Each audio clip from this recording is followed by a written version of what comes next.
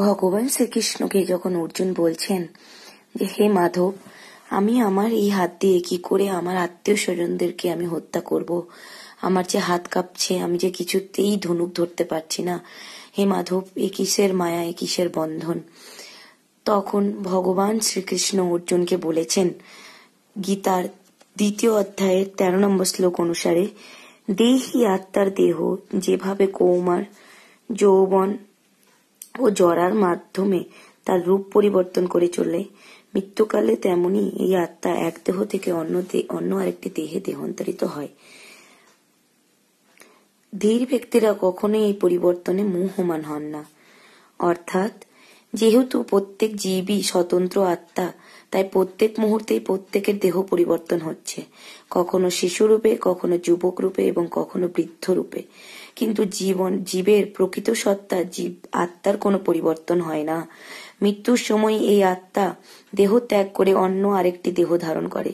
মৃত্যুর পর জড় অথবা চিন্ময় যে কোনো একটি দেহপ্রাপ্ত হওয়া যখন অবশ্যম্ভাবী, তখন ভীষ্ম, দ্রোণাচার্য আদি আত্মীয় স্বজনের জন্য চিন্তিত অর্জুনের পক্ষে শোক করা নিতান্তই নিরর্থক ছিল। বরং তাদের মৃত্যুতে তার আনন্দিত হওয়া উচিত ছিল, কেননা তারা তাদের জরাগ্রস্ত বৃদ্ধ দেহত্যাগ করে নতুন দেহ প্রাপ্ত হবেন এবং নবশক্তি লাভ করবেন।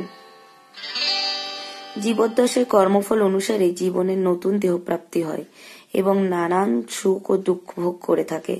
তাই ভীষ্ম ও দ্রোণাচার্যের মতন মহাত্মারা দেহত্যাগের পর অবশ্যই চিন্ময় দেহ লাভ করবেন, অথবা অন্তত পক্ষে স্বর্গলোকে দিব্য দেহ প্রাপ্ত হয়ে উন্নততর সুখভোগ করবেন।